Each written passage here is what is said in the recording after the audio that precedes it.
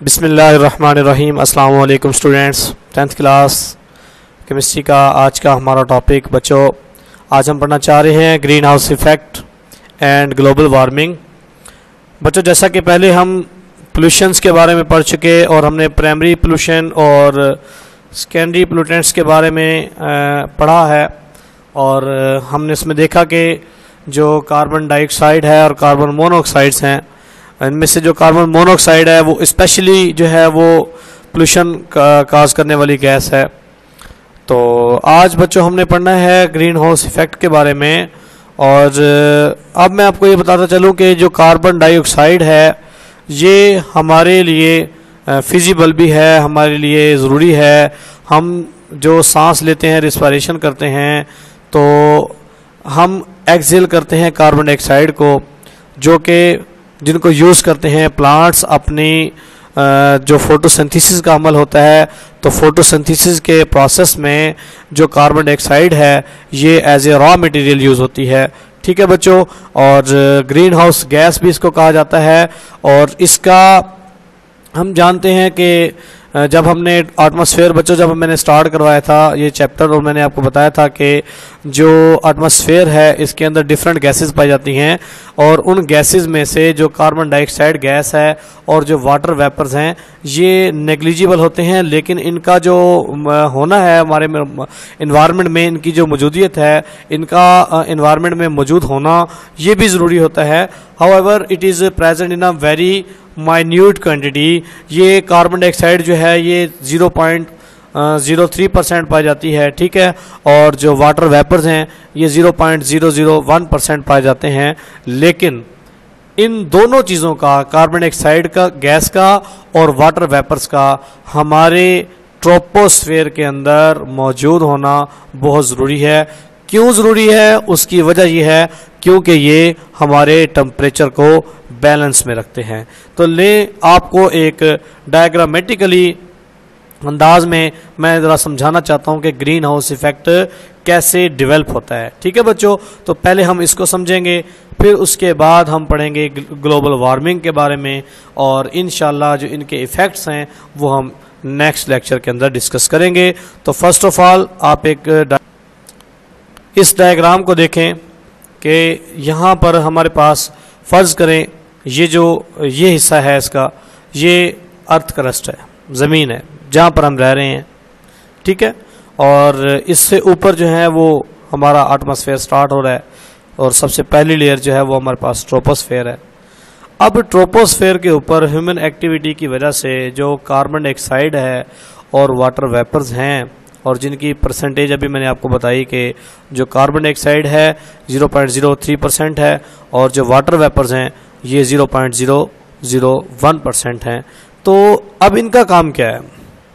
ये दरअसल इस ट्रोपोस्फेयर के रीजन में जो जैसे सूरज अपनी शुआएं बिखेरना शुरू करता है डे टाइम में, तो सूरज की जो रोशनी है, सूरज से बाकी भी बहुत सारी जो है ना रेजेस इमिट होती हैं, लेकिन दो यानी कि रेडिएशंस ऐसी हैं जिनको कार्बन डाइऑक्साइड और वाटर वेपर्स जो हैं वो अलाउ करते हैं कि वो ट्रोपोस्फेयर से ट्रैप होकर अर्थ क्रस्ट पर पहुँचें।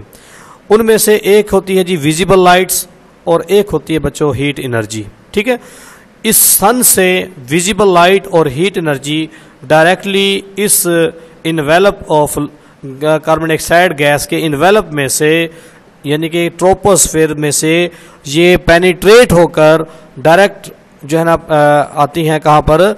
अर्थ क्रस्ट पर। और अर्थ क्रस्ट पर हम हीट को भी महसूस करते हैं और विजिबल लाइट्स को भी देख रहे होते हैं जो हमें आम आँख से नज़र आ रही होती हैं। अब जब हीट एनर्जी नीचे आएगी तो एज ए रिज़ल्ट जो कार्बन डाइऑक्साइड गैस है जो कि एक इन्वेलप बना लेती है, वो क्या करेगी जी? जब हीट एनर्जी सन से अर्थ क्रस्ट पर आती है तो अर्थ क्रस्ट उसको रिबाउंस बैक करती है in the form of infrared radiation की शक्ल में। अब ये जो इंफ्रारेड रेडिएशंस जो हैं ये ज़मीन से इमिट होती हैं और ये ऊपर की जानिब जाना चाहती हैं, लेकिन क्या होता है जी, ये जो कार्बन डाइऑक्साइड गैस है ये उसको री इमिट होने नहीं देता, मतलब कि दोबारा रीअब्जॉर्ब यानी कि ट्रोपोस्फेयर से ऊपर जाने नहीं देगा, जिसकी वजह से एज ए होल टेम्परेचर जो है वो अर्थ क्रस्ट का इंक्रीज होता है। और इस इंक्रीजिंग ऑफ टेम्परेचर को जो कि कार्बन डाइऑक्साइड के इन्वेलप की वजह से, इस गैस की वजह से जो है इंक्रीज हो रहा है, उसको हम बोलते हैं क्या? Green house effect. ठीक है जी। ग्रीन हाउस इफेक्ट दरअसल फिर मैं आपको एक दफ़ा समझा देता हूं कि ग्रीन हाउस इफेक्ट जो है ये जो है कुदरती तौर पर, जिसे हम नेचुरल ग्रीन हाउस भी कहते हैं, तो ये कैसे डेवलप होता है और समटाइम इस आर्टिफिशियली तौर पर भी प्रिपेयर किया जाता है। तो देखें यहाँ पर ग्रीन हाउस इफेक्ट के लिए मैंने आपको बताया कि ये हमारी फर्ज करें अर्थ क्रस्ट है, और यहाँ पर जो कार्बन डाइऑक्साइड गैस और वाटर वेपर्स जो है वो अपनी एक लेयर बना लेते हैं ट्रोपोस्फेयर के रीजन में, और इस रीजन में जब सूरज की शुआएं आती हैं तो वो दो यानी कि रेडिएशंस को एब्जॉर्ब करने देता है, उनको पेनिट्रेट होने देती हैं। ये गैसेस कौन कौन सी यानी कि रेडिएशंस? एक हैं यूवी यानी कि जिसको हम कह देते हैं जी विजिबल लाइट्स, ठीक है, अल्ट्रावायलेट रेडिएशंस, और इसके अलावा जो हीट एनर्जी है वो जब ज़मीन पर आएगी तो ज़मीन का टेम्परेचर इंक्रीज होगा, और ज़मीन क्या करेगी? अर्थ क्रस्ट क्या करेगी? इंफ्रारेड रेडिएशंस को री इमिट करेगी। जैसे वो उसको इमिट करेगी इंफ्रारेड रेडिएशन को, तो वो जो हमारी कार्बन डाइऑक्साइड गैस है वो क्या कर लेती है जी? ट्रैप कर लेती है उस हीट को, और जिसकी वजह से क्या होगा? ग्रीन हाउस इफेक्ट जो है वो काज होता है। तो आइए अब मैं आपको इन डिटेल इस टॉपिक के बारे में पढ़ाता हूँ। एक डायग्रामेटिकली आपको समझाने की कोशिश की है कि आप इस डायग्राम के ज़रिए से समझ जाएंगे कि ग्रीन हाउस इफेक्ट क्या होता है। अब मैं आपको बताता हूँ कि ग्रीन हाउस इफेक्ट की सबसे पहले आप डेफिनेशन देखेंगे, और उसके बाद फिर जो है हम देखेंगे क्या कैसे ग्रीन हाउस इफेक्ट जो है वो हमारी डेली लाइफ में कितना ज़रूरी है, और इसके ज़्यादा बढ़ जाने से ये हमारे लिए कितना जो है ना, इसके बैड इफ़ेक्ट भी बहुत सारे होते हैं। तो हम दोनों के बारे में आज डिस्कस करेंगे। तो जी बच्चों, पढ़ना चाह रहे हैं सबसे पहले हम ग्रीन हाउस इफेक्ट के बारे में, तो देखें अब यहाँ पर आपको बताया जाएगा। देखें कि the carbon dioxide form a layer, एक लेयर बना लेती है around the earth crust like an envelope, एक इन्वेलप की शक्ल में। It allows the heat rays of the sun to pass through it and reach up to earth, यानी कि सूरज से जितनी भी हीट आती है उसको ये ज़मीन तक पहुंचा देती हैं, और विजिबल लाइट्स भी सन से अर्थ क्रस्ट पर आ जाती हैं। These rays are reflected from the earth, ये रेजेस जो हैं वो रिफ्लेक्ट होती हैं अर्थ से इंफ्रारेड की शक्ल में सरफेस से, अर्थ सरफेस से, and go back to the upper atmosphere. ठीक है, तो नॉर्मल कंसंट्रेशन जो होती है कार्बन डाइऑक्साइड गैस की, layers retain enough heat to keep the atmosphere warm, वो उसको एब्जॉर्ब करती है कार्बन डाइऑक्साइड लेयर, उस हीट को, इंफ्रारेड रेडिएशंस को एब्जॉर्ब करती हैं, जिसकी वजह से हमारा जो एटमॉस्फेयर है वो क्या रहता है बच्चों? वार्म अप रहता है, गर्म रहता है। ये हमारे लिए बेनिफिशियल है, ये ज़रूरी है। अगर ये ना हो और हमारा एटमॉस्फेयर क्या हो जाएगा फिर बच्चों? कूल डाउन हो जाएगा और हर चीज़ जमना शुरू हो जाएगी। तो ये एक नेचुरल ग्रीन हाउस इफेक्ट कहलाता है, नेचुरल ग्रीन हाउस। इसको हम बोलेंगे कि कुदरती तौर पर ये जो कार्बन डाइऑक्साइड गैस है और वाटर वेपर्स जो हैं, ये सन रेजेस को जो कि अर्थ क्रस्ट पर आती हैं, और हीट को जो कि अर्थ क्रस्ट पे आती हैं, जब हीट एनर्जी को जब अर्थ जो है वो एब्जॉर्ब करने के बाद in the form of infrared radiation, IR radiation की शक्ल में उसको जब री इमिट करेगी, तो कार्बन डाइऑक्साइड गैस की जो लेयर है वो उसको ट्रैप करेगी। एज ए होल हमारा एटमॉस्फेयर क्या रहेगा? वार्म रहेगा। So the normal concentration of carbon dioxide is necessary and beneficial for keeping the temperature warm, temperature को गर्म रखता है। अदरवाइज अगर ये ना हो, अगर ग्रीन हाउस गैस ना हो या ग्रीन हाउस इफेक्ट ना हो, तो क्या होगा? There is the earth would have been uninhabitable, हम इस पर जमीन पर अपनी जिंदगी नहीं गुजार सकते। ठीक है, उसकी वजह क्या है? क्योंकि टेम्परेचर डिक्रीज डाउन हो जाएगा, टेम्परेचर जो है वो माइनस में चला जाएगा।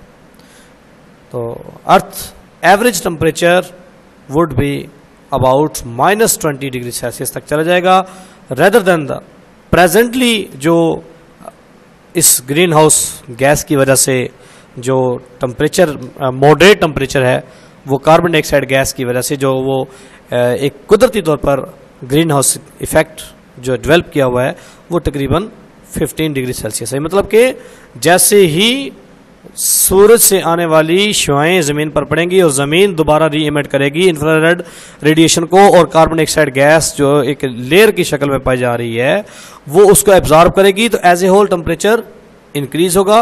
और कहाँ तक इंक्रीज होगा? जो एवरेज टेम्परेचर है वो 15 डिग्री सेल्सियस तक इंक्रीज होगा। और अगर ये गैस ना हो तो टेम्परेचर -20 डिग्री सेल्सियस पर चला जाएगा और हम अपनी ज़िंदगी अपनी अर्थ क्रस्ट पर नहीं गुजार सकेंगे।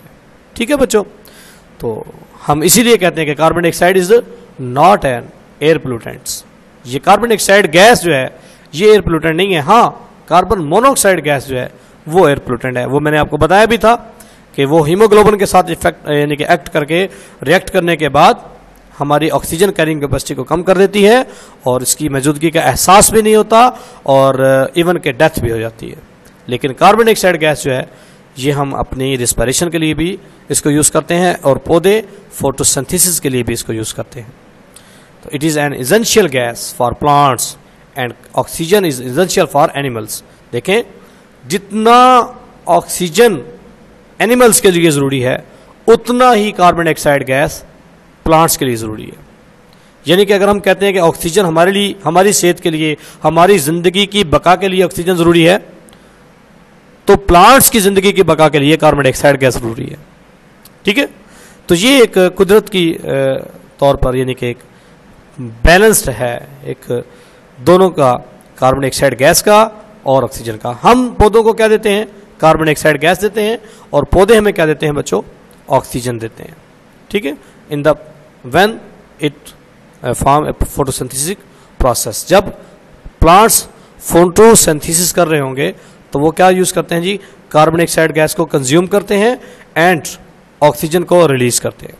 Plants consume carbon dioxide in the photosynthesis process and produce oxygen. अब उस ऑक्सीजन को कौन यूज करता है जी? प्लांट्स के ऑक्सीजन को, जो ऑक्सीजन प्रोड्यूस करते हैं प्लांट्स, उनको एनिमल यूज कर लेते हैं, ह्यूमन बींग्स यूज कर लेते हैं। और जो ह्यूमन बींग्स और एनिमल्स जब रिस्पिरेशन कर रहे होते हैं और कार्बन डाइऑक्साइड को रिलीज करते हैं, उस कार्बन डाइऑक्साइड को कौन यूज करता है? प्लांट्स यूज करते हैं अपनी फोटोसिंथेसिस प्रोसेस के लिए।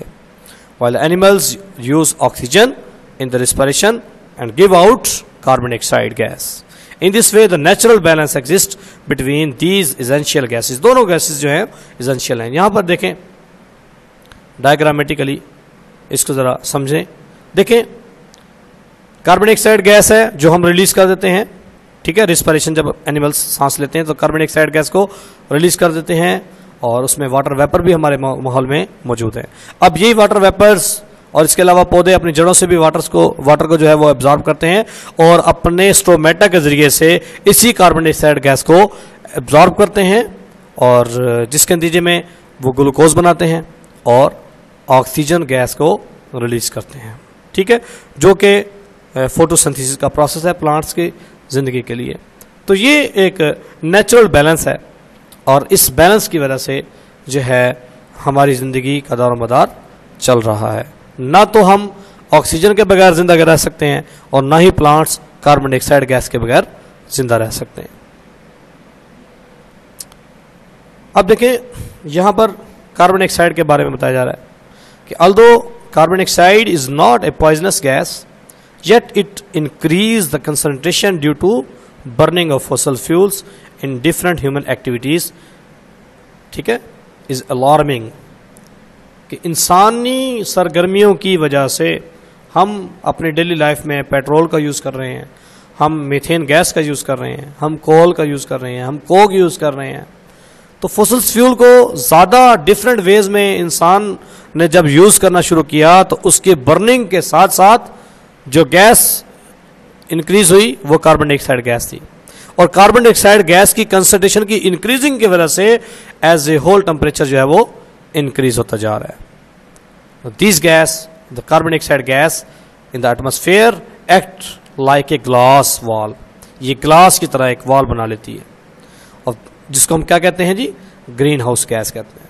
ठीक है, इट अलाउज, अब इसका काम देखें, यहां से इसकी डेफिनेशन भी आपको मुकम्मल तौर पे समझ आ जाएगी। It allows the ultraviolet radiations to pass through it but does not allow the IR radiations to pass through it. मतलब कि जो सूरज से आने वाली अल्ट्रावायलेट रेडिएशंस हैं उनको तो ट्रैप होने देती हैं, ये उनको तो जमीन पर आने देती हैं, लेकिन जो जमीन जो है रेडिएशन कॉज करती है IR इंफ्रारेड रेडिएशंस, उनको दोबारा रीबाउंस बैक होने नहीं देती, बल्कि उसको क्या कर लेती है, ट्रैप कर लेती है। It traps some of the infrared radiations emitted by the earth and hence it is increase the temperature of atmosphere। इसी वजह से टेम्परेचर जो है एटमॉस्फेयर का इंक्रीज हो जाता है।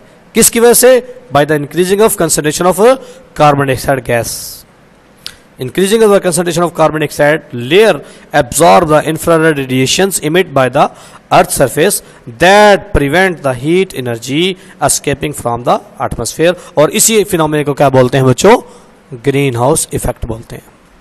और अब हम नेक्स्ट आपको बताना चाह रहा हूं मैं कि ग्रीन हाउस इफेक्ट की बिगड़ी हुई हालत को बोलेंगे ग्लोबल वार्मिंग। अब हम ग्लोबल वार्मिंग के बारे में भी पढ़ना चाह रहे हैं, और इसी तरीके से मैं आपको ये भी बताऊंगा कि जो कार्बन डाइऑक्साइड है, अगर इसकी कंसंट्रेशन जो है कम हो जाए तो जो है कूलिंग इफेक्ट पैदा होता है। नाइट में आप देखते हैं कि जब कंसंट्रेशन जो है कार्बन डाइऑक्साइड पौधे यूज़ नहीं कर रहे होते, फोटोसिंथेसिस नहीं कर रहे होते, तो रात का जो वक्त है उस वक्त टेम्परेचर कूलिंग डाउन हो जाता है।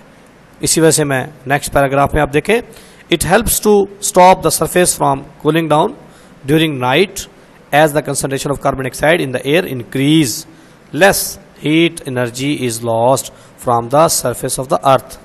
सूरज भी नहीं होता और जिसके नतीजे में जमीन भी हीट एनर्जी को इतना ज़्यादा इमिट नहीं करती। Therefore, average temperature of the surface generally gradually increase। This is called greenhouse effect। इसको क्या बोलेंगे? ग्रीन हाउस इफेक्ट बोलेंगे। और अब हम पढ़ना चाह रहे हैं बच्चों ग्लोबल वार्मिंग के बारे में। ग्लोबल वार्मिंग क्या है जी? The effect of proportional to amount of carbon dioxide gas in air, greater amount of carbon dioxide, more trapping of the heat, warming. देखें, जितनी ज्यादा कार्बन डाइऑक्साइड गैस हीट को ट्रैप करेगी, सन से आने वाली जो हीट है उसको, और जमीन से निकलने वाली इंफ्रारेड रेडिएशंस को जितना ज्यादा ट्रैप करेगी, उतना ही ज्यादा टेम्परेचर भी इंक्रीज होता जाएगा। और उस इंक्रीजिंग ऑफ टेम्परेचर जब वो रेगुलर हो जाए, बार बार, यानी कि थ्रू आउट द ईयर अगर ये टेम्परेचर इंक्रीज होता रहे, तो इस और हर जगह पर अगर टेम्परेचर इंक्रीज हो जाए तो उसको एज ए होल क्या बोलेंगे? ग्लोबल वार्मिंग बोलेंगे। Due to increasing the warming, this phenomena is also known as global warming. अब ये कार्बन डाइऑक्साइड की कंसंट्रेशन की इंक्रीजिंग कंसंट्रेशन की वजह से और इसके जो ट्रैपिंग कैपेसिटी है हीट की, उसके इंक्रीजिंग की वजह से जो ग्रीन हाउस गैस की बिगड़ी हुई हालत है, उसे हम क्या बोलेंगे बच्चों? ग्लोबल वार्मिंग बोलेंगे। तो यहां तक आपने ग्लोबल वार्मिंग को भी और ग्रीन हाउस इफेक्ट को भी बहुत अच्छे तरीके से याद करना है, और कार्बन डाइऑक्साइड गैस और वाटर वेपर्स के रोल को भी आपने बहुत अच्छे तरीके से याद रखना है और देखना है कि ये हमारी लाइफ में कितना ज़रूरी है। नेक्स्ट इंशाल्लाह बच्चों इसके हम इफेक्ट्स के बारे में एक लेक्चर प्रिपेयर करेंगे और वो आपको समझाएंगे कि ग्रीन हाउस इफेक्ट और ग्लोबल वार्मिंग का क्या इफेक्ट होता है ह्यूमन हेल्थ पर, प्लांट्स पर एंड एनिमल्स पर। अपना ख्याल रखिएगा बच्चों। वस्सलामु अलैकुम।